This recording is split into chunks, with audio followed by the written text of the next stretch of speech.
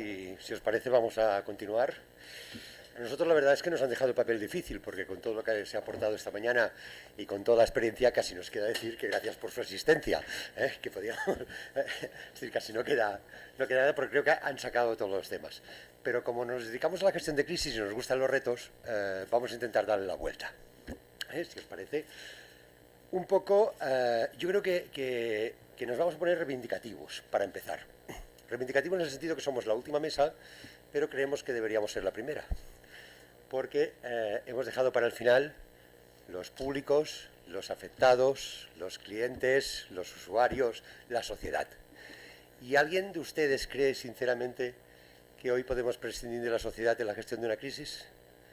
Es decir, la sociedad va mucho más rápida que las empresas hoy día, todos lo sabemos. Todos los que estamos aquí somos, gracias a las nuevas tecnologías y a las redes sociales, somos líderes de opinión y medios de comunicación en potencia, y eso no nos podemos permitir dejarlo atrás. Con lo cual, yo creo que con esta reivindicación de la importancia de esta última parte, vamos a empezar un poquito. Les voy a presentar quién me acompaña, que la verdad para mí es un placer, porque también hay mucha experiencia acumulada, Nos acompaña de alguna manera Fernando Morell, que es director de seguridad de Marketing, Supply and Logistics para España y Portugal de British Petroleum. Yo creo que le tendremos que dar la oportunidad de contestar algunas de las muchas alusiones que se han citado esta mañana, ¿no? Pero ya lo veremos.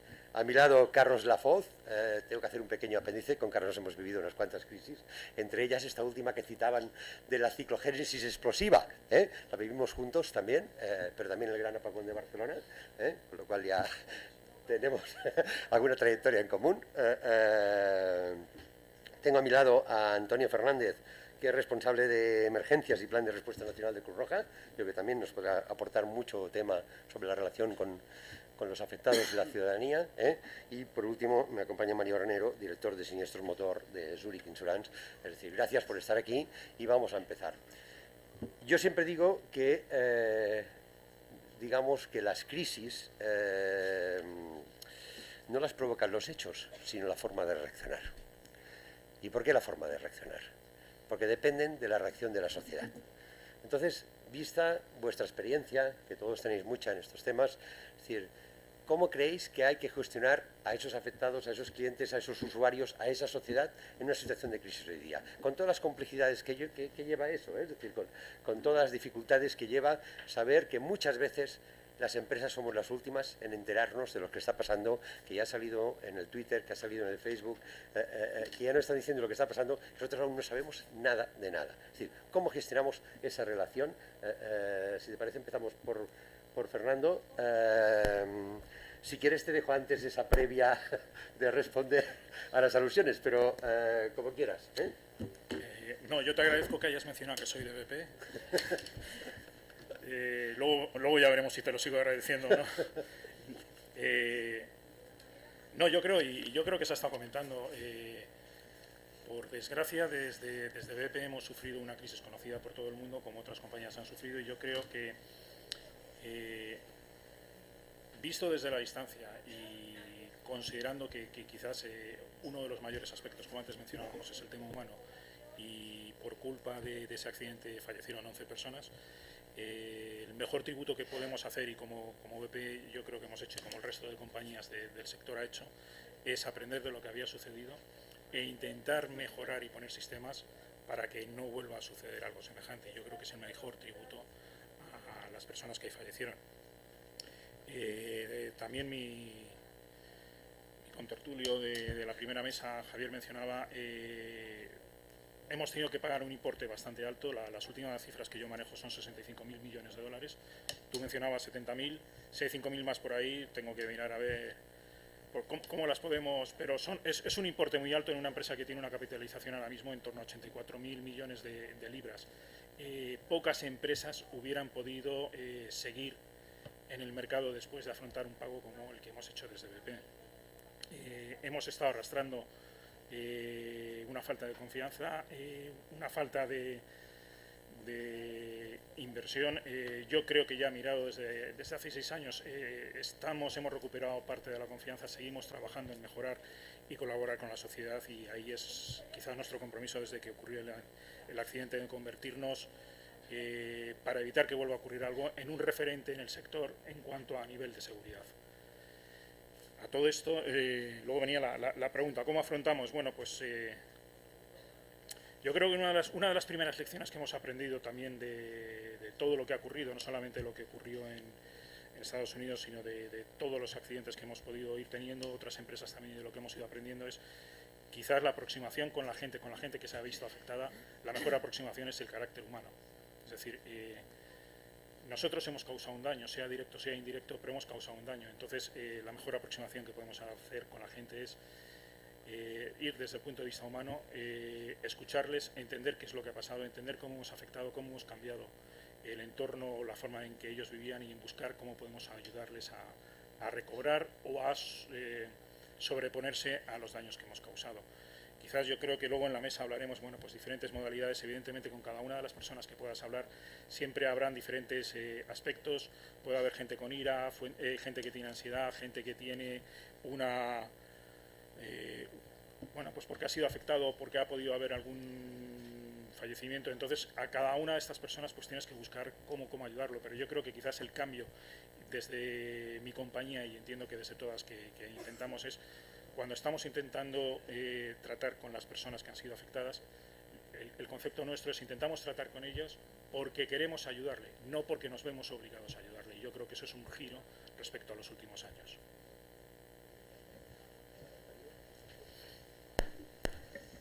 Hola, buenos días. Bueno, un placer estar en esta mesa con gente que sabe tanto de prevención, de riesgos, de gestión de riesgos y crisis, que es lo que me está dando de comer los últimos 20 años y que me apasiona.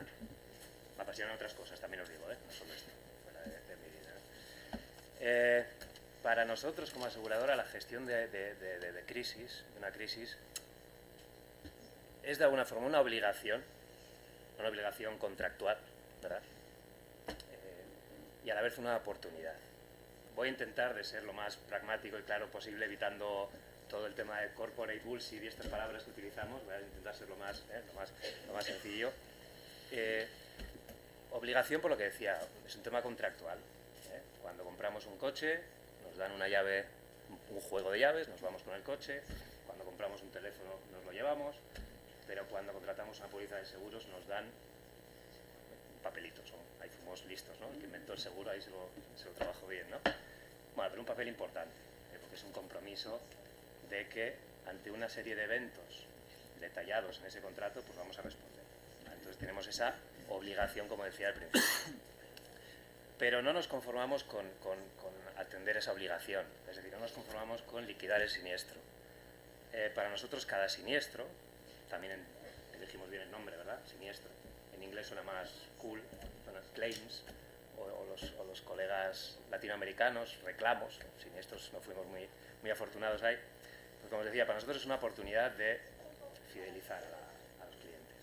Cuando uno suscribe una póliza de seguros, pues bueno, una promesa, tiene confianza en que responderemos, pero hasta que no tiene un siniestro no sabe lo que comprar. Entonces, bueno, pues como os decía, obligación por un lado, oportunidad de fidelizar, y bueno, pues una vez liquidado el siniestro, atendido al cliente y tal, pues nos esforzamos en recibir el feedback de los mismos. Os voy a poner un ejemplo muy rápido.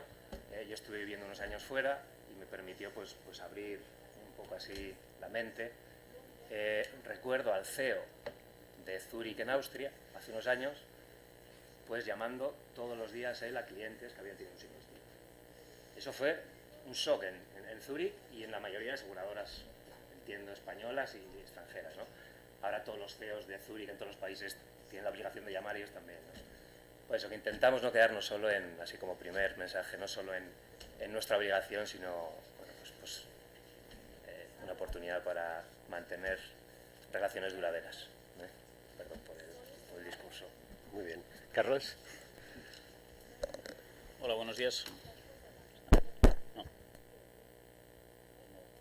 Hola, ¿se oye? Sí, para arriba. No, pero no quiere. No quiere. A ver, perfecto. Ahora sí, ahora sí. Buenos días a todos. Bueno, Jordi, tal como decía antes, he tenido la suerte de coincidir con él en una etapa. Yo llevo ya pues casi 25 o 26 años en una empresa de distribución eléctrica. Puede parecer mucho, pero para mí, vamos, el que tiene la suerte de tener un trabajo que le gusta y que le apasiona, yo soy un apasionado y vamos, es que disfruto cada día desde que me pongo el primer calcetín hasta que me voy a dormir, he disfrutado la jornada.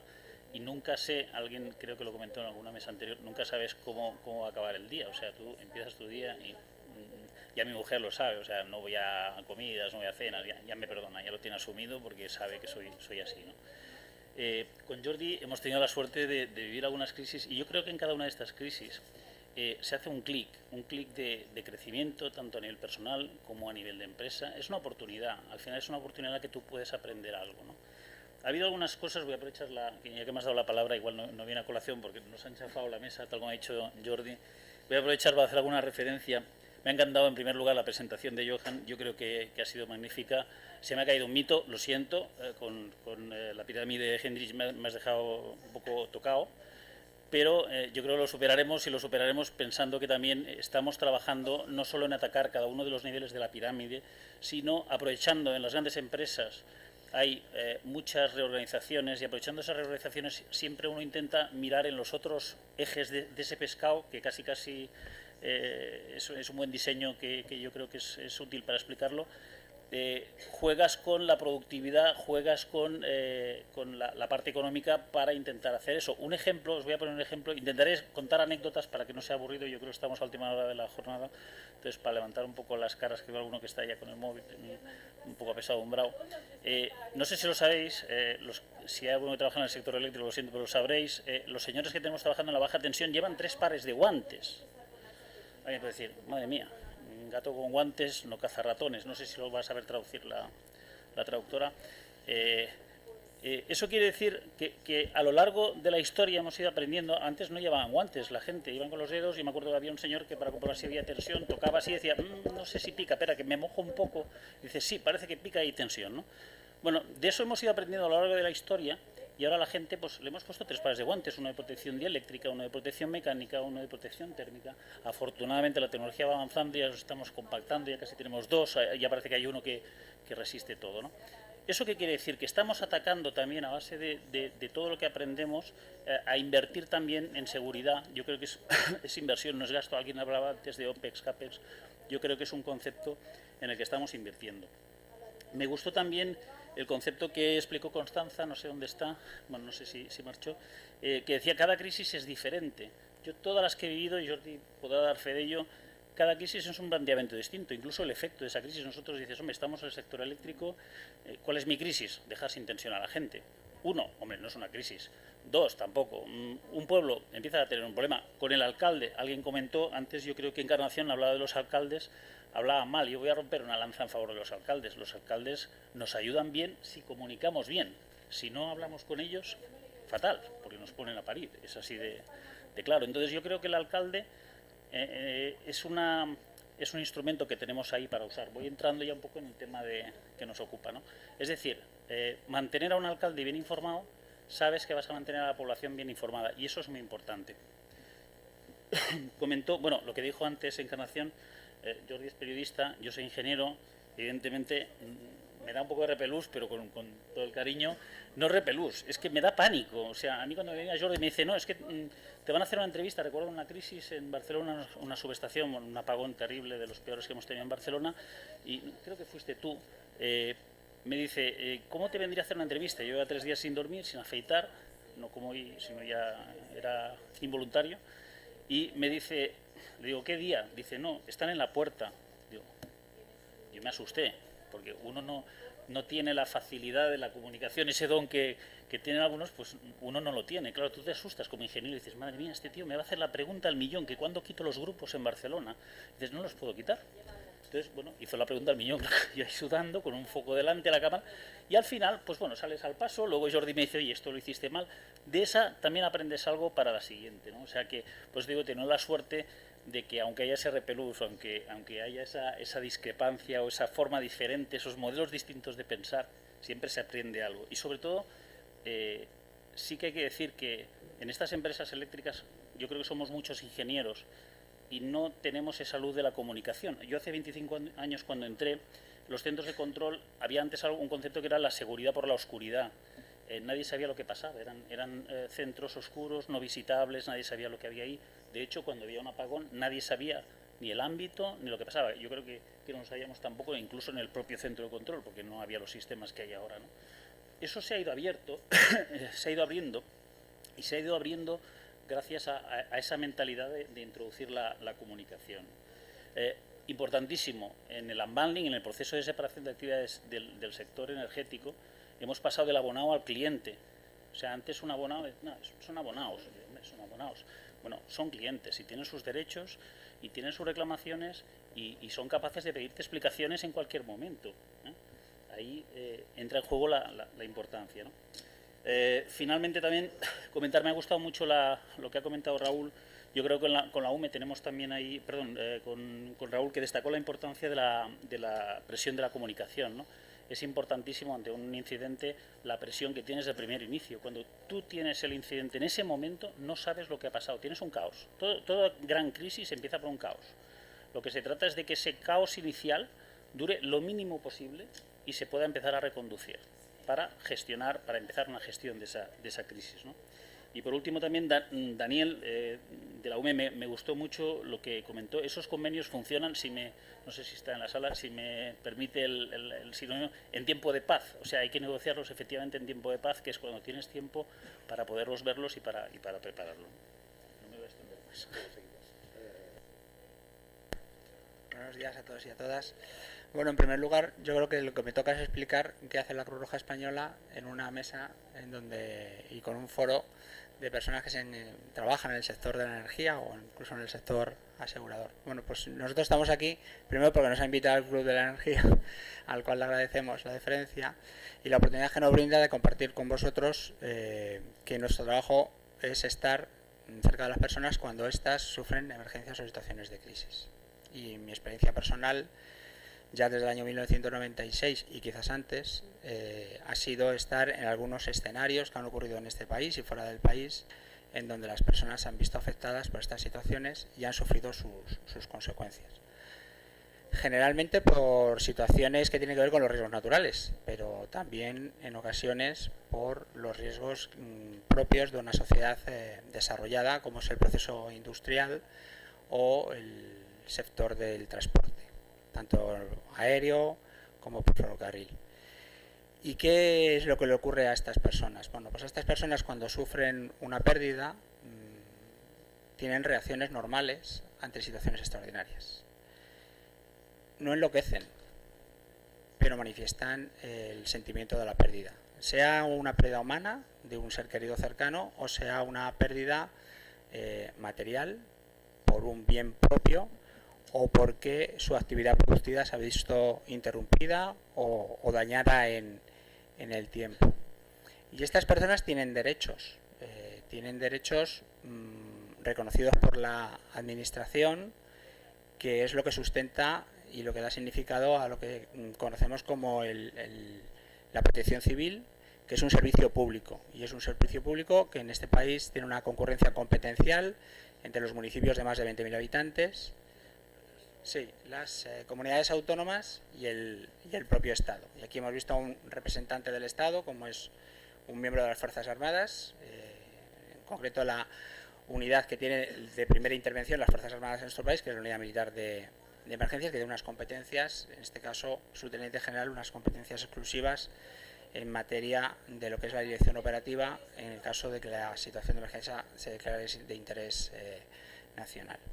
Dicho esto, y volviendo al núcleo de lo que debe de ser la preocupación máxima de los que estamos aquí presentes, que es la persona y las circunstancias que le amenazan, es que las personas, y yo os diría desde nuestra experiencia, es que las personas quieren saber qué ha ocurrido, necesitan conocer si lo que les ha ocurrido hay un responsable y necesitan saber qué es lo que va a acontecer después, inmediatamente después. Esto tiene que ver mucho con la información. Hay responsabilidades en materia de información por parte de las administraciones, pero también hay responsabilidades de información pues por parte de una compañía ferroviaria que tiene un accidente, o por parte de una industria que procesa un material o un producto que es peligroso y que, como consecuencia de esa actividad industrial, también puede sufrir un accidente. Y esta información hay que transmitírsela. Y yo, por último, quiero introducir una reflexión, porque es una realidad que estamos ya conociendo, sin entrar a valorarla sin más, que es el que empiezan a hacerse, a sustanciarse lo que son prestaciones ciertas en relación a las víctimas. Esto lo vemos, por ejemplo, en los accidentes aéreos y en los accidentes ferroviarios. Es relativamente reciente la legislación, un real decreto, 2 reales decretos y un protocolo de coordinación, en donde, en este caso, a estas compañías operadoras del ámbito aéreo y del ámbito ferroviario se les exige que tenga un plan de asistencia a víctimas. Y este plan de asistencia a víctimas, tengo que decir que es tremendamente exigente. Es decir, por un lado, obliga a la administración pública a tener una persona de enlace de contacto con los familiares, y obliga, en este caso a las compañías, a dar satisfacción a situaciones como son las necesidades de alojamiento, de transporte, de manutención, de atención psicosocial, incluso de adelantos de ayudas económicas a cuenta de lo que pueden ser futuros derechos de recibir indemnizaciones. Y nuestra experiencia es que es especialmente exigente. Y esto obliga al sistema público a estar especialmente preparado y en este caso a las compañías privadas, como son las compañías aéreas o los operadores ferroviarios, a tener muy bien engrasada su capacidad de respuesta, porque esta es toda una ayuda que es muy personalizada, es decir, que es muy exigente desde ese punto de vista. Y la deriva de esto, y porque nuestra experiencia nos lo ha demostrado, esto se va a trasladar a otros sectores. La reglamentación en relación a los accidentes aéreos vino como consecuencia de Spanair, del accidente de Spanair, en este caso, nacimiento de las asociaciones de víctimas, que hicieron una labor de presión hacia las administraciones públicas para que esto estuviera mejor previsto. Y cuando se produjo el accidente del ferroviario del Alvia en Santiago de Compostela, se dio el siguiente paso con la reglamentación en relación a los accidentes ferroviarios. ¿Qué ocurrirá? ¿Esperará la administración pública a reglamentar en relación a las obligaciones que tienen, por ejemplo, otras entidades privadas, como pueden ser las que están vinculadas al sector de la energía, en atender a los afectados por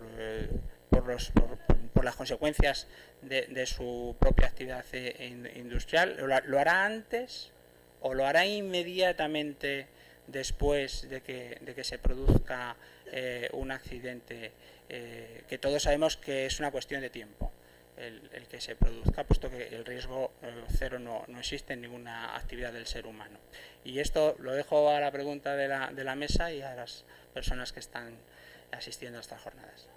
Yo creo que con las cosas que ya habéis planteado y que habéis entrado ya en el tema, se plantean 2 cuestiones en paralelo, ¿no? Por un lado, ¿qué le decimos a la sociedad cuando el tiempo de respuesta es 0?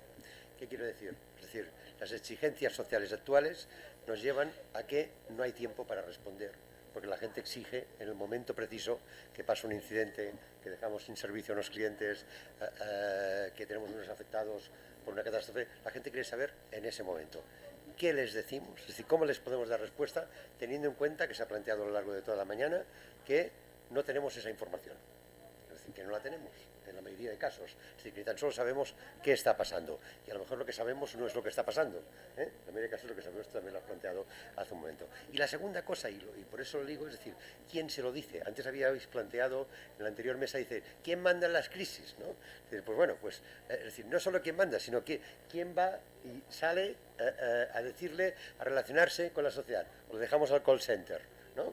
Que que es la práctica habitual muchas veces. ¿Hoy es posible dejarlo al call center o tenemos que salir y dar la cara? ¿Y quién sale? ¿El máximo responsable de la compañía o la máxima responsable? ¿O sale alguien que realmente genere proximidad? Porque sacamos a lo mejor al CEO de la compañía, ese no lo conoce ahí donde está pasando la situación, ¿no? Muchas veces, es decir, ¿qué hacemos? Y os hago las dos preguntas de golpe ya para ver cómo empezamos, ¿no? Es decir, si quieres ahora, pues empezamos por ti, Mario.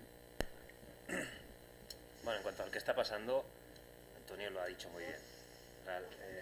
Por lo menos desde el punto de vista asegurador, lo primero que quieren los clientes nuestros es tener la certeza de que tenemos conocimiento de lo que le está pasando a él. Para todos nuestros clientes, para todos vosotros que estáis aquí, cualquier incidente que tenéis es una pequeña crisis, ¿no? Esta mañana estoy seguro que con el frío que hace en Madrid, pues ha habido cientos de crisis a la hora de arrancar el coche esta mañana, y que el coche no ha arrancado, ¿no? Y eso teniendo que llevar a los críos al colegio y tal, pues es una crisis, ¿no? Entonces, como decía, sin enrollarme, el qué está pasando, es decir, necesito saber que hay una persona de mi aseguradora o de la entidad que corresponda trabajando ya en mi caso, y luego toda la información posterior que cada vez se nos demanda más.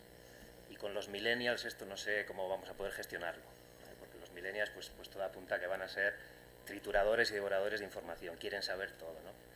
Y en cuanto a la segunda pregunta, ¿quién manda? En nuestro caso pues también tenemos nuestros planes de gestión de eventos extraordinarios, donde definimos las responsabilidades de cada uno, los roles y responsabilidades de cada persona, de cada equipo, y qué tienen que hacer cada uno antes, durante y después. Y en el tema de la comunicación, la verdad es que es un equipo multidisciplinar, como no podía ser de otra forma. Los equipos de comunicación interna y externa, vía redes sociales, vía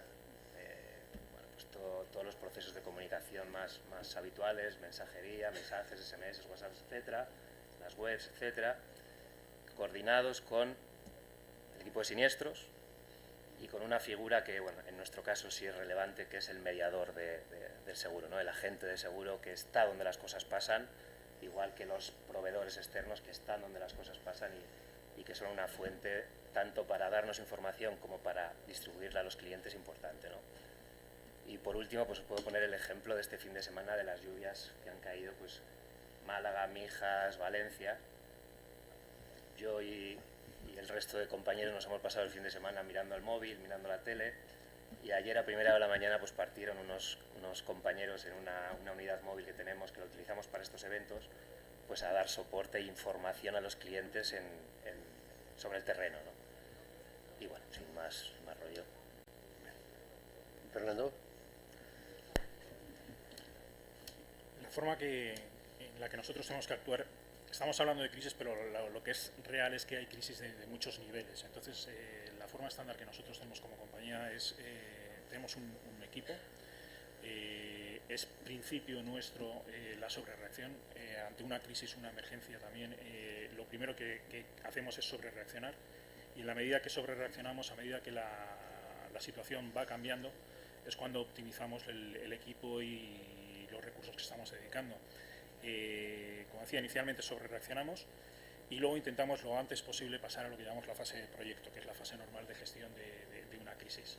En la sobrereacción es informar de lo que está pasando y de lo cual tenemos información. No podemos especular, no podemos hacer otro tipo de información o de confirmación.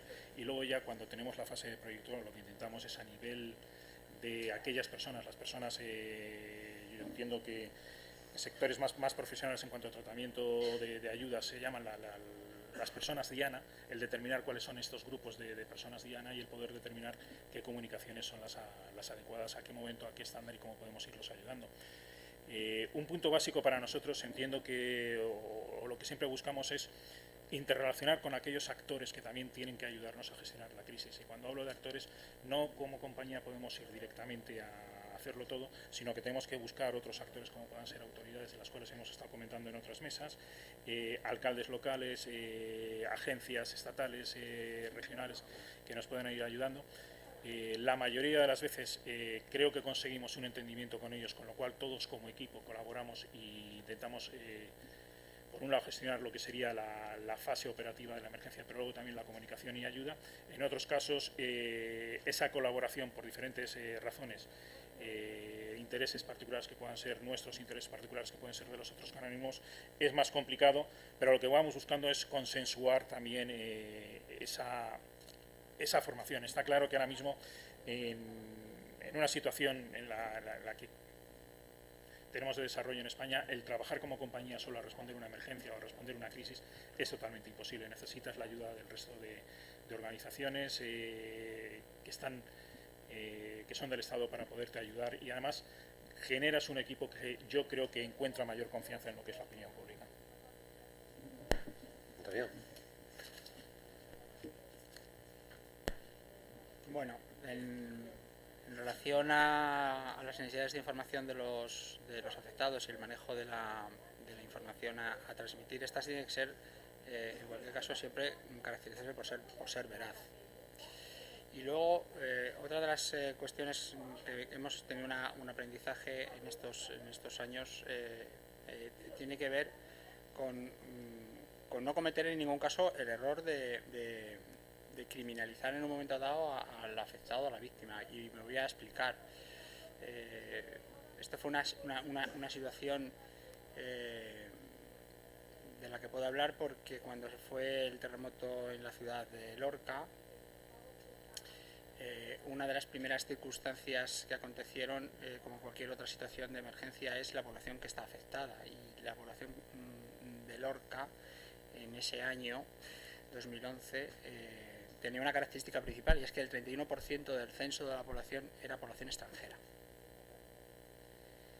Y lo que provocó fundamentalmente el terremoto, aparte de a un número relativamente pequeño de personas fallecidas y un número relativamente pequeño también de personas heridas de baja consideración, fue un gran número de personas desplazadas de sus hogares.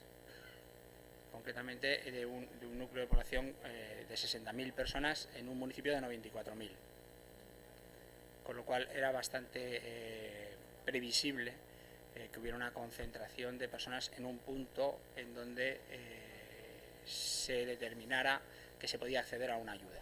Este ejemplo lo pongo porque probablemente de las actividades industriales que sus empresas realicen, una consecuencia de un incidente o un accidente sea una evacuación preventiva. Bueno, cuando hablo de la criminalización o del riesgo de criminalizar una actitud de manera colectiva, es cuando se puede producir una circunstancia que siempre va a ser individual, que es el que se abuse de la condición de afectado, que es lo que se nos dio a entender que podía estar ocurriendo en Lorca, cuando en un punto se concentran 6.000 personas. Y se lanza un mensaje, aquí no están solo las personas afectadas por el terremoto, aquí hay personas que intentan hacerse pasar por afectados y abusan de esa condición. Y ese abuso, si se produce, que puede tener que ver mucho también con la naturaleza del ser humano, es individual. Y el error que yo quiero llamar la atención aquí es cuando lo hacemos colectivo. Y además, cuando esto ocurre en unas circunstancias en donde lo primero que tenemos que reconocer es que atender una situación de estas es compleja por su naturaleza, se hace, si no con una intencionalidad directa, con una consecuencia indirecta, y es, esto no se puede manejar porque existe esta situación de abuso colectivo de los afectados. Y esto es importante que desde la Cruz Roja lo compartamos con vosotros, porque sería un error gravísimo de falta de respeto hacia las necesidades de las personas individuales, porque esas necesidades individuales se producen. Es decir, cuando tú sacas a una persona de su hogar, por razón que sea, de manera preventiva o porque es lo que le puede salvar la vida en ese momento, lo primero que tienes que reconocer es la situación de vulnerabilidad y de necesidad que presenta esa persona y sus circunstancias. Y el que luego haya condicionantes a la hora de la gestión de la operativa de socorro, por otras cuestiones, en nada deben de afectar a la satisfacción de esas necesidades individuales de esas personas. Porque lo contrario sería comprometer y comprometer toda la operativa de ayuda, porque sería introducir ruido a lo que debe ser una actuación que no tiene más razón que ser que ayudar a las personas que lo necesitan y desde una transparencia total. Ligando un poco con lo que decías y una pequeña anécdota y siguiendo también con lo que explicaba Carlos, ahora te tocará a ti. Lo que explicaba Carlos, yo recuerdo que en el apagón de Barcelona, los afectados del apagón de Barcelona, en la fase luego de reclamación, todo el mundo nos venía diciendo que tenía la nevera llena de marisco. Es decir, y la verdad fue complejo resolver cuando dices tú cómo los afectados asumen un papel de no todos son afectados, ¿no? Pero siguiendo un poco con este tema, ¿quién debe gestionar un poco, es decir, esa relación con los clientes? Vamos a ver, cuando hay una crisis, yo creo que no hay solo una persona que deba gestionar, porque por una parte hay una información, o sea, a nivel técnico se gestiona, yo creo, en la mayoría de empresas de servicios se gestiona bien, porque se conoce, ¿no? Es prácticamente lo que más se conoce, ¿no? La parte de comunicación y quién va a dar la cara con el cliente. Antes el ejemplo que yo ponía de la cámara, curiosamente yo pensé, digo, lo habré hecho fatal.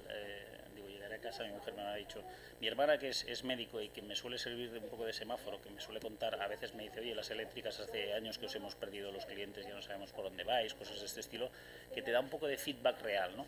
Y me dijo, dice, oye, me ha dicho un médico compañero mío, dice, que lo has hecho bien, dice, has dado la credibilidad, dice, no comunicacionalmente no lo has hecho bien, pero has dado la credibilidad necesaria a lo que estabas contando. Dice, por una vez me decía, dice, hemos visto salir una eléctrica que alguien que era técnico y que no era de los medios de comunicación, que no era un periodista, contaba algo que se podía creer, ¿no?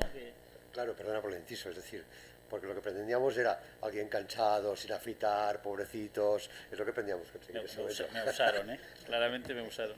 Pues yo quería decir una frase que es muy curiosa, que dice, nada viaja más rápido que la luz, excepto las malas noticias. Esto es una frase de Douglas Adams, que es un escritor que ya falleció a principios del siglo, pero es una frase curiosa y es cierto, ¿no? Hoy en día, antes comentaba Mario lo de los millennials, yo veo a mis hijas cómo manejan WhatsApp y ya no tengo esa capacidad, ya me veo mayor ya, ¿no? Pero sí es cierto que estamos entrando en las empresas, hoy en día pasa algo. Yo, los únicos tweets en el Twitter lo único que miro son emergencias, no me da tiempo a mirar más porque aquello, el scroll, yo no soy capaz de leer aquello, es como un teletipo maldito, ¿no? Pero sí me miro las de emergencias. ¿Y por qué me las miro? Porque muchas veces te enteras de la opinión de la gente o amplías la información por lo que la gente está viviendo, ves fotos. A mí me cuesta muchísimo que me envíen una foto de una torre que se ha caído. Pero en cambio la veo en Twitter, porque hay un señor que pasaba por el lado y le ha hecho una foto y la ha colgado en Twitter. Dices, es increíble, o sea, ¿qué pasa? Realmente estaban viajando las noticias a través de Twitter, Facebook, etcétera, están viajando muy rápido esas noticias. Contra eso, ¿qué tenemos que hacer? Una comunicación en tiempo real. Tenemos que ir a esos mismos medios. ¿Qué estamos haciendo? Por ejemplo, los servicios de emergencias, protección civil, están utilizando ya esos medios. En las compañías estamos utilizando esos medios. Esa es una forma de dar respuesta a ese punto, a esa comunicación. La gente quiere estar informada en todo momento. Es cierto que hay una parte de información personal. O sea, un señor quiere saber, o señora, oiga, ¿y a mí cuándo me van a dar luz? Me parece fantástico que ustedes tengan media España cero, pero ¿cuándo van a dar luz? ¿Cuándo a mí me van a dar luz? O sea, esa parte personal es evidente que la quieren saber, pero también a la vez quieren saber cuál es el ámbito de la tragedia, ¿no? Por decir, si esto va así, me van a tapar, ¿no? O sea, si es solo media España y no es mi barrio, pues va a ser complicado, ¿no? Entonces, yo creo que en esa comunicación hay que acercarse a ese tiempo real. Es complicado, pero hay que ir ahí. Y siempre, por supuesto, información real y veraz. Bien. Yo creo que hay un tema que ha ido saliendo de manera recurrente durante toda la mañana y que nos lo han ido explicando los diferentes ponentes, y es que todas las empresas están preparadas, y tú también lo comentabas ahora y vosotros lo habéis comentado, para, digamos, resolver las crisis operacionales. Es decir, sabemos qué botón tocar, ¿de acuerdo? Pero yo quería preguntar si, en relación de nuevo a la sociedad y a los afectados, si una vez que cerramos la crisis y decimos ya tenemos restablecido el servicio, ya más o menos la gente está ubicada en sus casas, ya más o menos todo el mundo está atendido, si hemos previsto o hemos planificado de alguna manera, es decir, ¿qué nos puede pasar en relación a esa sociedad? Si nos va a seguir pidiendo, reclamando cosas, si o ya nosotros nos olvidamos al día siguiente y cometemos el error de pensar que ya está, que como nosotros hemos dado al interruptor y ya funciona ese servicio, pues ¿para qué nos vamos a preocupar de más? Y nos damos cuenta que luego la sociedad, y aquí habéis puesto caso esta mañana, decir, es que 5 meses después, es que 3 meses después, es decir, hay una continuidad. ¿Estamos preparados culturalmente para afrontar esa continuidad en las crisis? Es decir, ¿sabemos cómo reaccionar, gestionar ese después? Y añado una última frase que dicen que la verdadera oportunidad de la gestión de una crisis es el día de mañana, es el día después, ¿no? Entonces, ¿cómo gestionamos ese día después o nos olvidamos del todo? Por ti, Fernando. Quizás con celos sobre Carles, que cuenta historietas. Yo voy a contar una historieta que para mí fue bastante significativa. Es una historia que se llama El gallo Mike, de 1945. Es una historia rara que ahora mismo no tendría sentido por temas éticos, pero es algo que yo utilizo a veces en cuanto a lo que es la gestión de crisis. En el año 45, en un pueblo que se llamaba Florita, en Estados Unidos, cerca de Colorado, la familia Olsen tenía gallos, gallinas. La suegra fue a cenar, siempre en las historias se mete la suegra, en este caso es verdad. Fue a cenar y bueno, pues fueron a coger el gallo Mike para cocinarlo para la cena. El marido cogió el cuchillo, cortó el cuello del gallo. Yo creo que ahora no todo el mundo lo sabe, antiguamente sí, y de ahí sale el dicho de corres como un pollo sin cabeza. Le cortó el cuello. Lo normal es que el pollo, cuando lo cortas, si no lo sujetas bien, por lo que es la energía que todavía tienes, sigue corriendo, y de ahí el dicho, durante 3-4 minutos. En este caso el pollo siguió corriendo durante 18 meses. La familia Olsen lo estuvieron exhibiendo, es una historia real, lo estuvieron exhibiendo, y yo a veces tengo la sensación que como compañía, cuando tenemos una emergencia, tenemos una crisis, y uso las dos quizás en el mismo ámbito, salimos disparados con nuestros procedimientos, salimos disparados con nuestros planes, y a lo loco, sin mirar nada más, vamos sin cabeza intentando a reaccionar sobre lo que es la crisis. Nosotros tenemos, por ejemplo, un departamento llamado Remediation, con lo que nos ha costado aprender, y contestando quizás a tu pregunta, yo creo que empezamos a conocer en base a las experiencias que hemos tenido. Tradicionalmente nosotros corre el departamento de remediación, empieza a hacer cosas para recuperar lo que pueda ser un terreno contaminado, y es cuando se genera también alerta de lo que son los vecinos, viendo que estamos haciendo operaciones que no son normales, y empiezan a preguntar qué está ocurriendo aquí. Yo creo que vamos aprendiendo, o ligarlo a la historia del gallo Mike. Duró 18 meses, no me extiendo, le cortaron cerca de lo que era el esófago, le quedaba todavía parte del bulbo donde tiene las reacciones automáticas, con lo cual a veces lo que hacemos, automáticamente intentamos responder a la emergencia. Le alimentaban mediante una jeringuilla directamente en el esófago y le limpiaban de vez en cuando la mucosidad con una jeringuilla. ¿Qué ocurrió? Pues estuvieron 18 meses exhibiéndole por los pueblos de Estados Unidos. Una noche se olvidaron de la jeringuilla, no pudieron limpiar la mucosidad y murió ahogado el pollo. Era un pollo que en esos momentos estaba generándoles unos ingresos de 4.000 y pico euros al mes. En el 1947 era una cantidad apreciable. A veces nos pasa a nosotros lo mismo.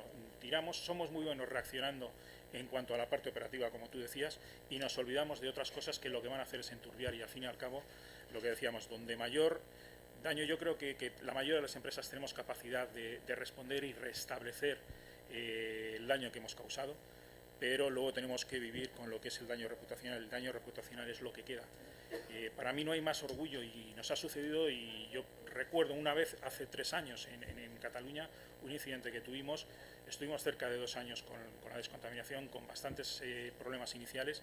Al final hicimos una fiesta en lo que era la comarca, tuvimos un reconocimiento de lo que eran las autoridades, porque habíamos encontrado la manera de ayudar a la población, conseguir cierta restauración de la población y poder continuar con una confianza de lo que era la población hacia nuestra operativa.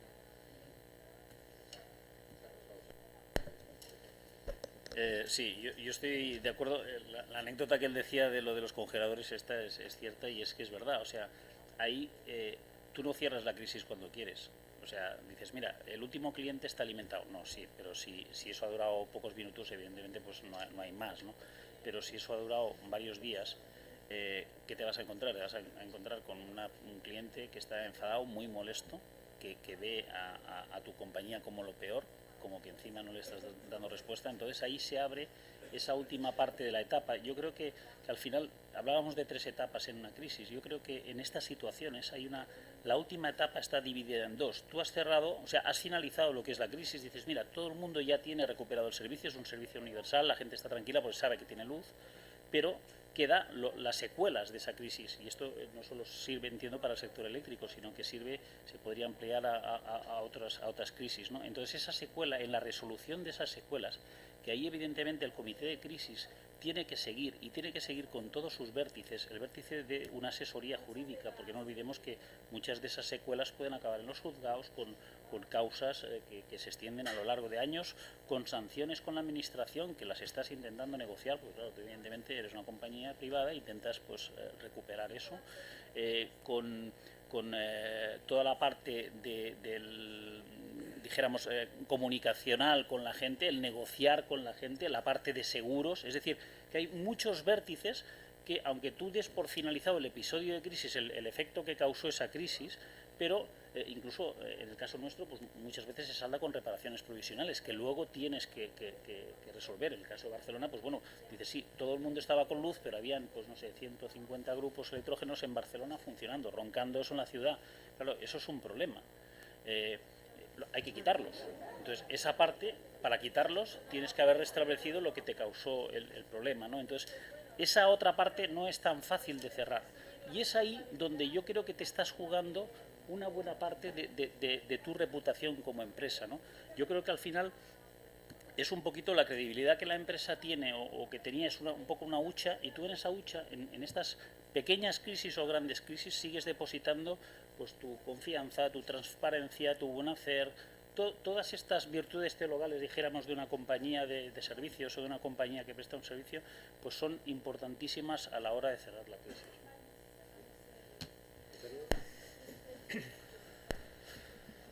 Bueno, aquí estamos hablando de cómo atender a las personas que se ven afectadas por las consecuencias de la manifestación de un riesgo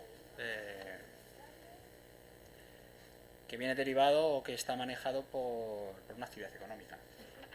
Y esto hace tener bien clara o ayudar a tener bien claro quién es el responsable.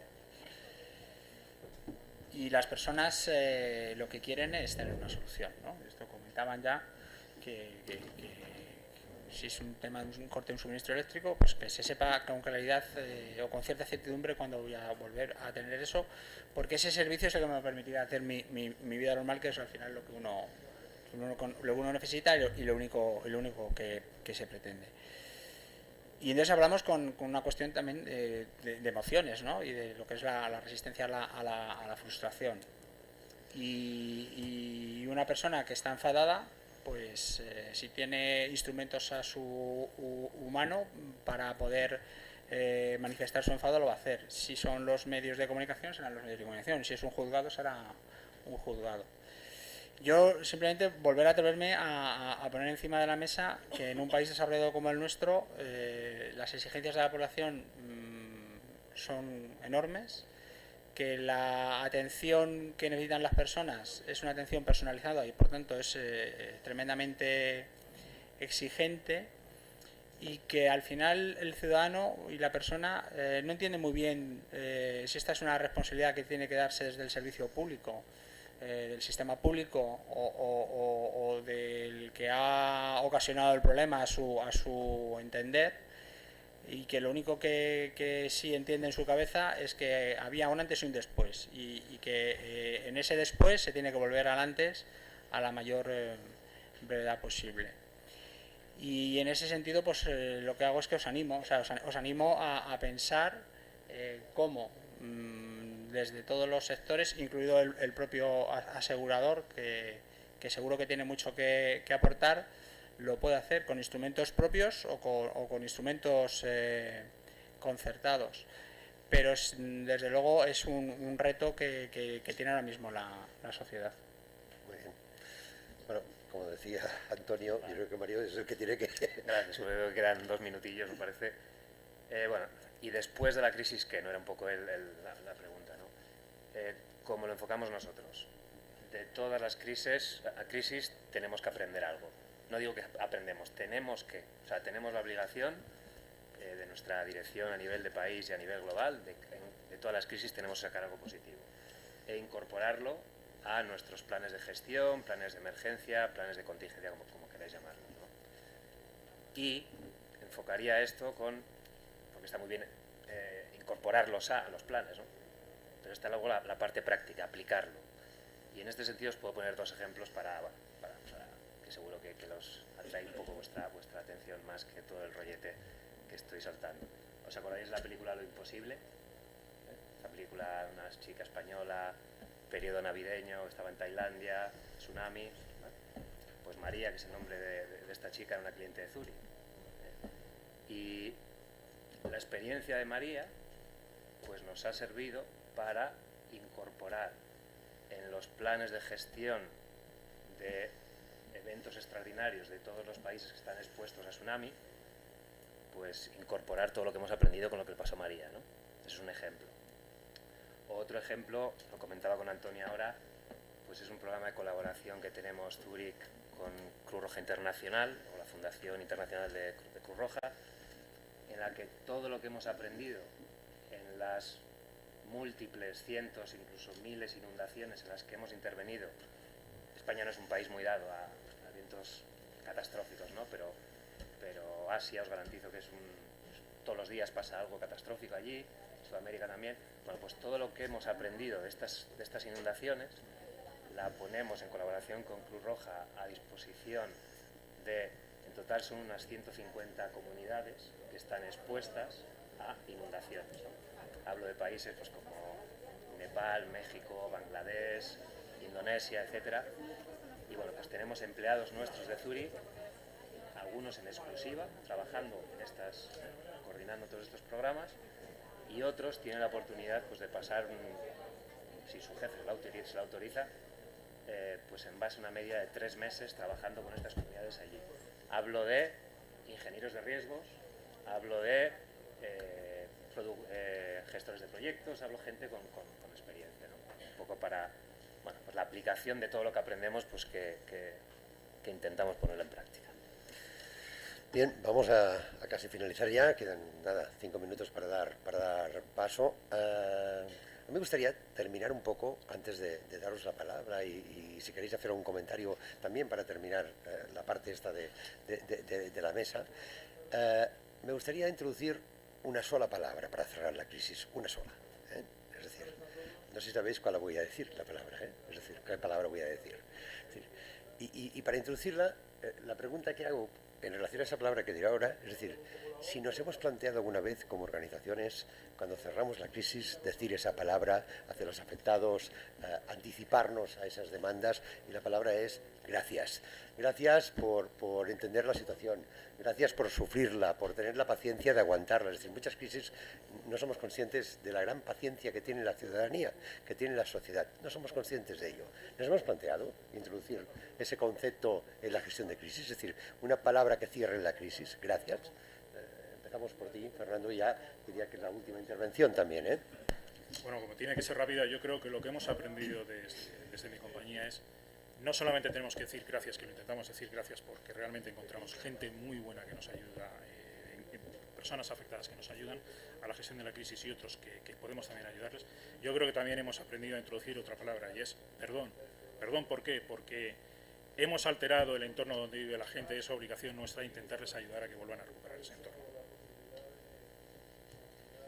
Volvemos contigo, Mario, y luego ya seguimos contigo. Bueno, pues este es un muy buen punto. Yo creo que quizás el sector nuestro estamos más acostumbrados a pedir disculpas cuando no lo hacemos bien, que no es tan frecuente como imagináis. Lo hacemos bien casi siempre, os lo digo en serio. No tenemos ningún inconveniente en pedir disculpas cuando esto pasa. Nos encanta que de vez en cuando algún cliente nos escriba una carta de agradecimiento, también pasa. Pocas veces, pero pasan estas cosas. Pero efectivamente la palabra gracias no la tenemos que usar mucho más nosotros, por la colaboración en la paciencia muchas veces y es algo que me llevo de esta jornada. Mira. Antonio.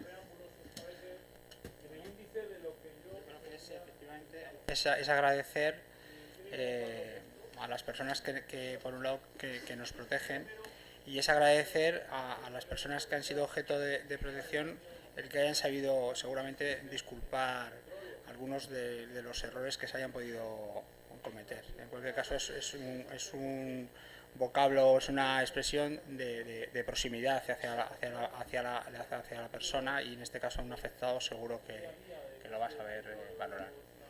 Bien, Carlos. Sí, Fernando me chafó un poco porque evidentemente la segunda palabra, y yo creo que antes del gracias es pedir disculpas, pedir perdón, ¿no?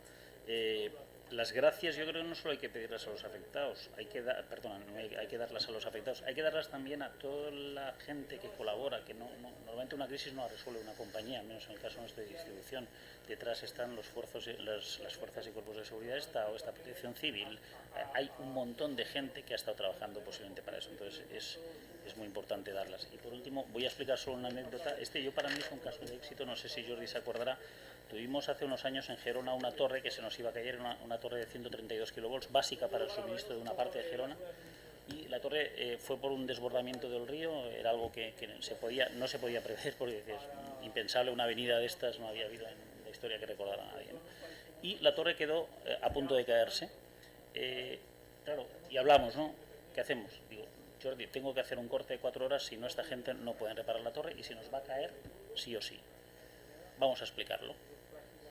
Y yo la verdad ahí ya me desentendí porque yo estaba preocupado con la parte técnica, y Jordi la verdad es que llevó la comunicación de una forma, le estoy tirando flores porque realmente es así, la parte de comunicación además es una zona que él conoce perfectamente, atacó a todos los puntos, digo atacó entre comillas, a todos los puntos importantes de información donde debía llegar esa información, y os aseguro que durante 4 horas, más una extra que hicimos, no llamó nadie al servicio nuestro del call center, nadie, todo el mundo sabía perfectamente que íbamos a dar un corte, y evidentemente cuando acabamos de ese corte agradecimos, como no, la paciencia de la gente por haber soportado pues ese corte. De otra forma, sin haber avisado, hubiera sido una crisis complicada además en Gerona. Hubo un fallo ahí, solo un pequeño fallo, que habíamos convocado a todos los medios de comunicación, teníamos una carpa para que visualizasen las operaciones estas, pero hubo una queja, que es que no habíamos previsto ni un café con el frío que hacía para eso, por ejemplo. Es decir, que también aprendemos alguna cosa. Yo solo para terminar y dar paso a la conclusión de la jornada, agradecerles la oportunidad que nos han dado de comentar un poco esta visión también de la sociedad y esta reivindicación que les decía al principio, que tendríamos que haber estado los primeros. Yo les quería dejar una frase para que mediten. Es decir, yo creo que somos lo que somos como empresas, más lo que la gente piensa que somos. Y ahí está el kit de la cuestión. En las crisis lo que ponemos en juego es eso. Si rompemos esa cultura común, si rompemos lo que decía antes, encarnación de la reputación, si lo rompemos todo, porque la reputación es la confianza, y la confianza son clientes, y la confianza son ventas, y la confianza es lo que hace funcionar las empresas. Si rompemos esos, se rompe todo, y ahí eso es lo que nos jugamos de verdad con una crisis. No es para trasladar expresión, no es para trasladar expresión en el sentido de decir vayan ustedes con cuidado por si tienen una crisis, pero que sepan que lo que se están jugando es eso, y que ha salido a lo largo de la mañana. Gracias, y parece que falta el ponente. Doy yo por finalizada, pues insisto, muchas gracias. Gracias, Johan. Yo creo que has revolucionado un poco el gallinero esta mañana con tu intervención. Gracias a todos los que han participado. La verdad creo que ha sido interesante, que todos hemos aprendido algo, y espero que todos se lleven a casa, pues aunque sea una frase, aunque sea un concepto, aunque sea una reflexión, y sobre todo una cosa muy importante, que tenemos que seguir aprendiendo. Muchas gracias.